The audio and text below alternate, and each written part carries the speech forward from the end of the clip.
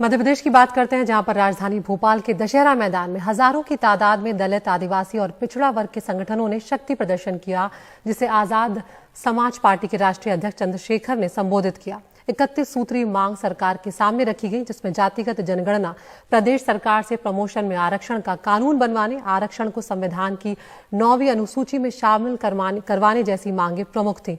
चुनाव तक ऐसी कम से कम 5 यात्राओं का ऐलान हुआ है। भोपाल में चंद्रशेखर ने साफ कहा कि हम दलित, पिछड़े, आदिवासी भी विधानसभा चुनाव लड़ेंगे। आगे का कदम सत्ता के लिए होगा, संविधान का राज चलेगा और सारा बहुजन साथ चलेगा। उनसे बातचीत की हमारे सहयोगी अनुराग द्वारी ने।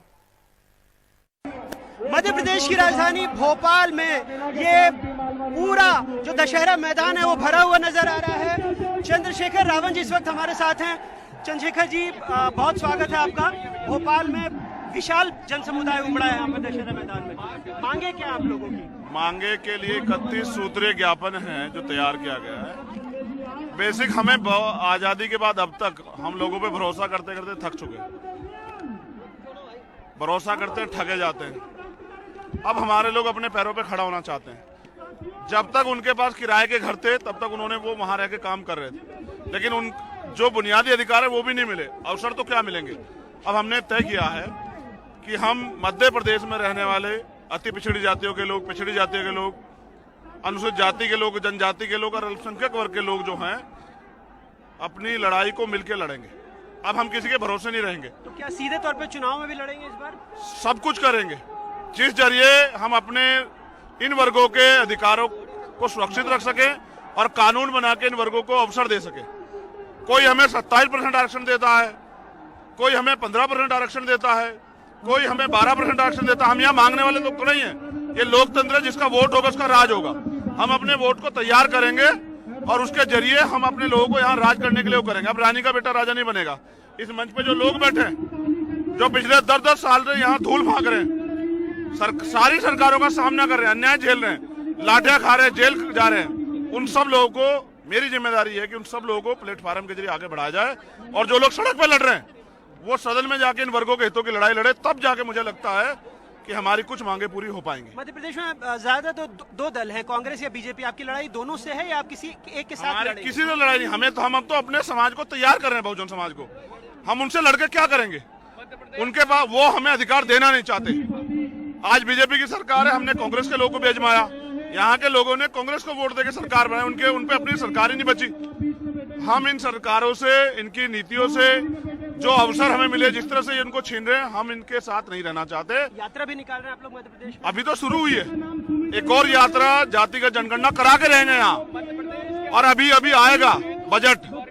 मुख्यमंत्री झूठे घोषणा करेंगे, पहले भी की थी। नहीं, घोषणा नहीं सुननी है। लगातार दलितों और आदिवासियों पर हमले भी हुए हैं मध्य प्रदेश। नहीं सहेंगे हमला। दलित, आदिवासी, पिछड़े अल्पसंख्यक हमला नहीं सहेंगे। हमला करने वाले को जवाब देंगे मुंह तोड़। हम यहाँ गुलाम नहीं है अपने देश में।